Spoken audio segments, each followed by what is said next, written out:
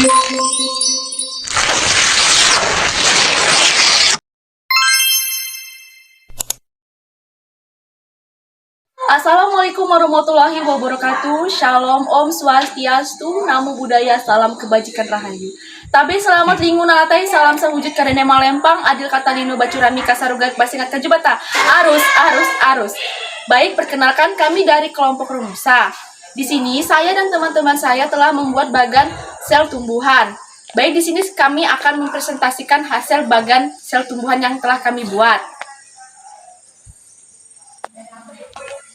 Adapun bagian-bagian sel tumbuhan ada mitokondria, ada badan Golgi,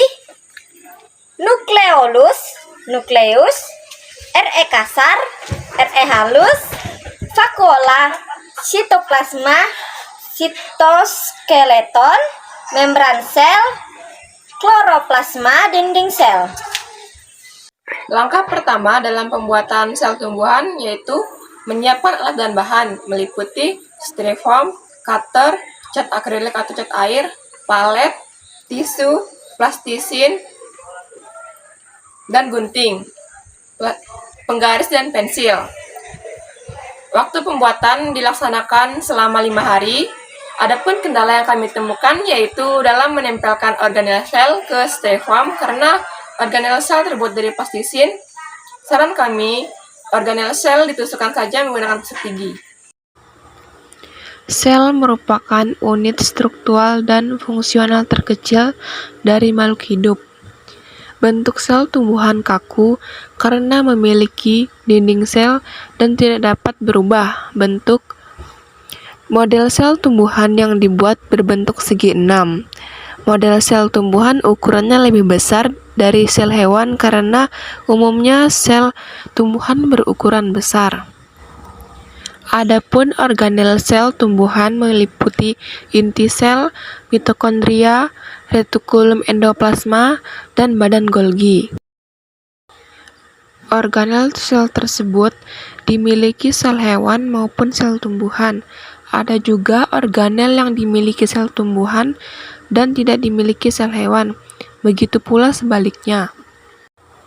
Sel tumbuhan memiliki dinding sel, plastisda, dan vakuola berukuran besar, sedangkan sel hewan tidak memilikinya.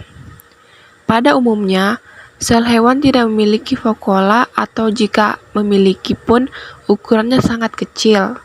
Sementara itu, sel hewan memiliki sentriol dan lisosom, sedangkan sel tumbuhan tidak memilikinya.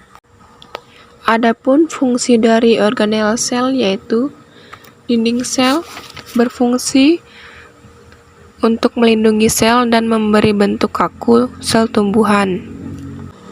Membran sel berfungsi untuk melindungi sel serta bersifat semi-permeabel untuk mengatur keluar masuknya zat ke dalam dan keluar sel.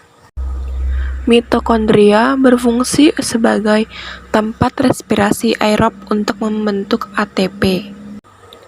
Retikulum endoplasma atau sistem membran yang berlipat-lipat memiliki peran dalam proses transfer zat intrasel.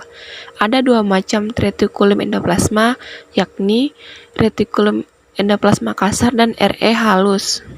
RE kasar permukaannya banyak ditempeli ribosom yang berfungsi sebagai tempat sintesis protein.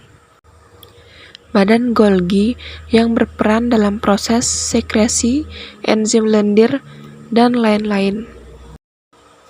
Sitoskeleton yang berfungsi untuk menjaga bentuk sel. Vakuola yang berukuran besar untuk menyimpan cadangan makanan dalam bentuk pati atau karbohidrat. Sitoplasma berfungsi sebagai tempat penyimpanan jenis zat kimia guna membantu proses metabolisme sel, contohnya protein, gula, enzim, dan lemak.